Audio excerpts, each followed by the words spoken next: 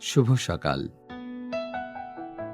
Traffic সম্প্রচার কার্যক্রম বাংলাদেশ বেতারের নিয়মিত আয়োজন শ্রুতিগল্পে সকলকে স্বাগত জানাচ্ছি। আজ আমরা শুনব বিশ্বকবি রবীন্দ্রনাথ ঠাকুরের লেখা ছোট গল্প স্ত্রীর পত্র এর শেষ পর্ব। আজকের গল্পের পাঠক ফারহানা মিঠু।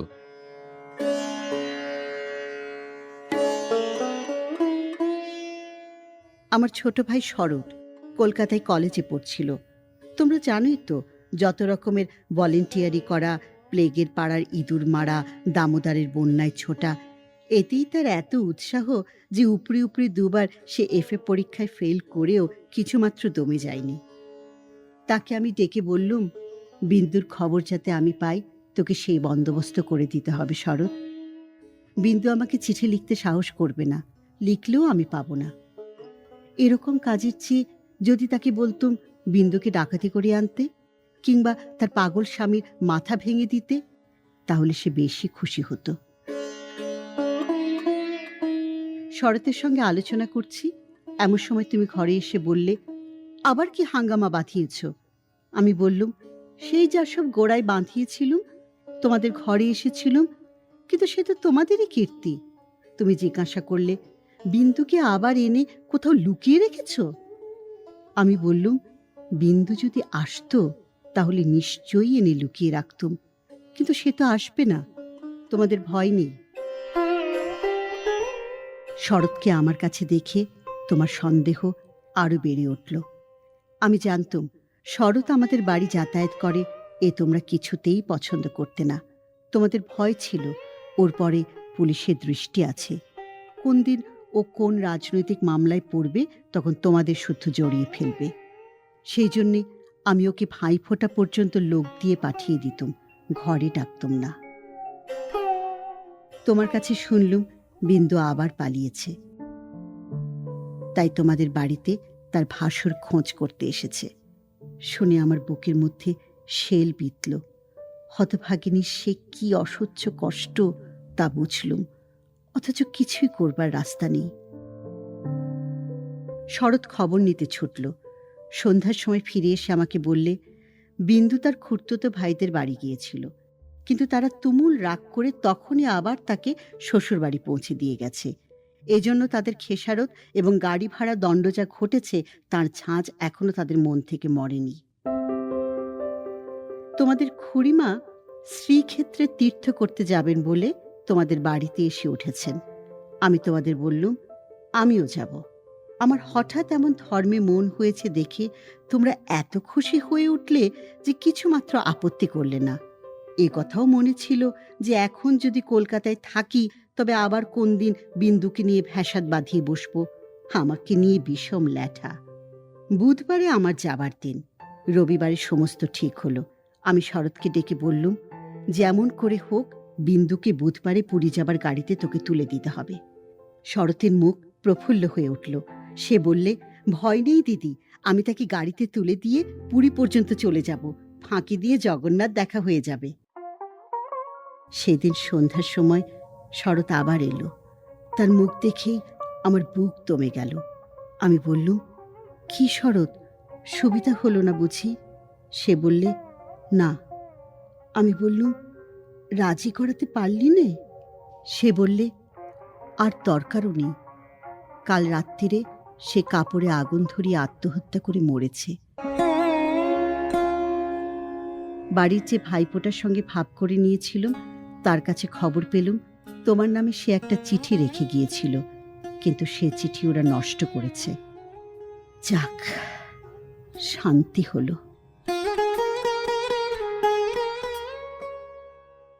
দেশশুদ্ধ লোক চটে উঠল, বলতে লাগলো, মেয়েদের কাপড়ে আগুন লাগিয়ে মরা একটা ফ্যাশন হয়েছে। তোমরা বললে এ সমস্ত নাটক করা। তা হবে, কিন্তু নাটকের তামাশাটা কেবল বাঙালি মেয়েদের শাড়ির উপর দিয়েই হয় কেন, আর বাঙালি পুরুষদের কোঁচার উপর দিয়ে হয় না কেন, সেটাও তো ভেবে দেখা উচিত। বিন্দিটার এমনি পোড়া কপাল বটে, যতদিন বেঁচে ছিল রূপে গুণে কোনো যশ পায়নি, মরবার বেলাও যে একটু ভেবে চিনতে এমন একটা নতুন ধরনের মরবে যাতে দেশের পুরুষেরা খুশি হয়ে হাততালি দেবে, তাও তার ঘটে এলো না। মরেও লোকদের চটিয়ে দিলে। দিদি ঘরের মধ্যে লুকিয়ে কাঁদলেন, কিন্তু সে কান্নার মধ্যে একটা সান্ত্বনা ছিল। যাই হোক না কেন, তবু রক্ষা হয়েছে। মরেছে বই তো না, বেঁচে থাকলে কি না হতে পারত। আমি তীর্থে এসেছি, বিন্দুর আর আসবার দরকার হলো না, কিন্তু আমার দরকার ছিল। দুঃখ বলতে লোকে যা বোঝে, তোমাদের সংসারে তা আমার ছিল না। তোমাদের ঘরে খাওয়া পড়া অসচ্ছল নয়। তোমার দাদার চরিত্র যেমন হোক, তোমার চরিত্রে এমন কোনো দোষ নেই যাতে বিধাতাকে মন্দ বলতে পারি। যদি বা তোমার স্বভাব তোমার দাদার মতোই হতো, তাহলে হয়তো মোটের ওপর আমার এমনিভাবেই দিন চলে যেত, এবং আমার সতীসাধ্যী বড় জায়ের মতো পতিদেবতাকে দোষ না দিয়ে বিশ্বদেবতাকেই আমি দোষ দেবার চেষ্টা করতুম। অতএব তোমাদের নামে আমি কোনো নালিশ উত্থাপন করতে চাইনি। আমার এই চিঠি সেজন্যে নয়, কিন্তু আমি আর তোমাদের সে ২৭ নম্বর মাখন বড়ালের গলিতে ফিরব না। আমি বিন্দুকে দেখেছি। সংসারের মাঝখানে মেয়ে মানুষের পরিচয়টা যে কি তা আমি পেয়েছি। আর আমার দরকার নেই।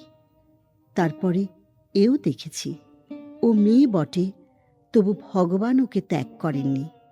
ওর উপরে তোমাদের যত জোরই থাক না কেন, সে জোরের অন্ত আছে। ও আপনার হতভাগ্য মানব জন্মের চেয়ে বড়।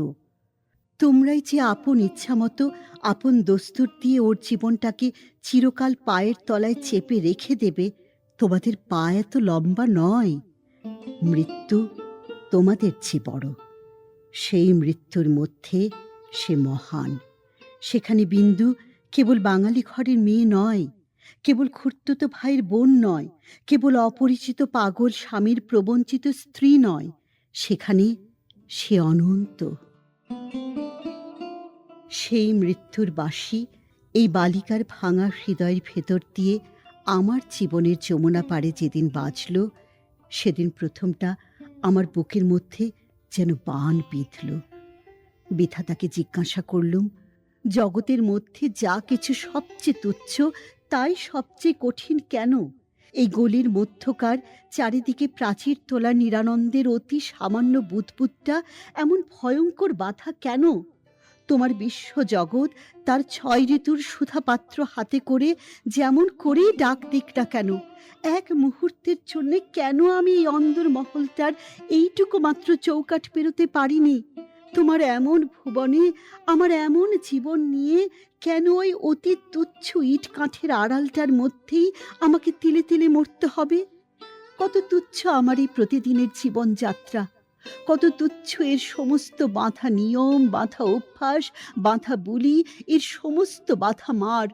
কিন্তু শেষ পর্যন্ত সেই দীনতার নাগপাশ বন্ধনেরই জিত, আর হার হলো তোমার নিজের সৃষ্টি ওই আনন্দ লোকের।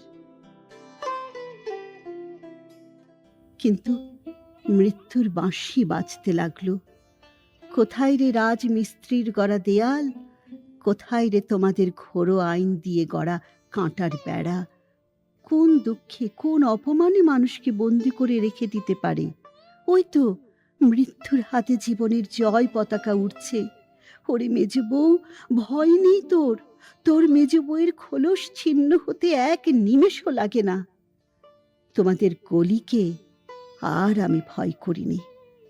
আমার সম্মুখে আজ নীল সমুদ্র, আমার মাথার উপরে আষাঢ়ের মেঘপুঞ্জ। তোমাদের অভ্যাসের অন্ধকারে আমাকে ঠেকে রেখে দিয়েছিলে। ক্ষণকালের জন্য বিন্দু এসে সেই আবরণের ছিদ্র দিয়ে আমাকে দেখে নিয়েছিল। সেই মেয়েটাই তার আপনার মৃত্যু দিয়ে আমার আবরণখানা আগাগোড়া ছিন্ন করে দিয়ে গেল। আজ বাইরে এসে দেখি আমার গৌরব রাখবার আর জায়গা নেই। আমার এই অনাদৃত রূপ যার চোখে ভালো লেগেছে, সেই সুন্দর সমস্ত আকাশ দিয়ে আমাকে চেয়ে দেখছেন। এইবার মরেছে মেজ বউ। তুমি ভাবছ আমি মরতে যাচ্ছি?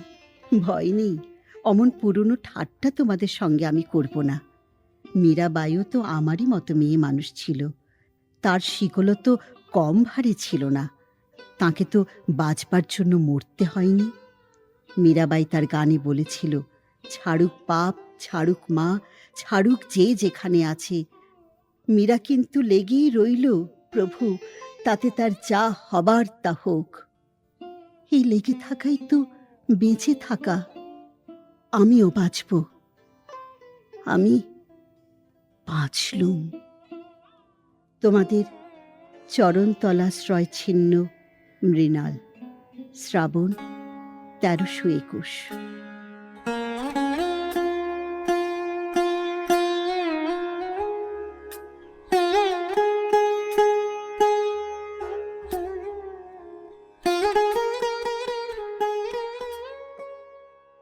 সুপ্রিয় শ্রোতাবৃন্দ, এতক্ষণ শুনলেন বিশ্বকবি রবীন্দ্রনাথ ঠাকুরের লেখা ছোট গল্প স্ত্রীর পত্র এর শেষ পর্ব।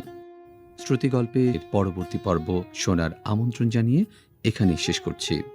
সকলের জন্য রইল অশেষ প্রীতি ও শুভেচ্ছা।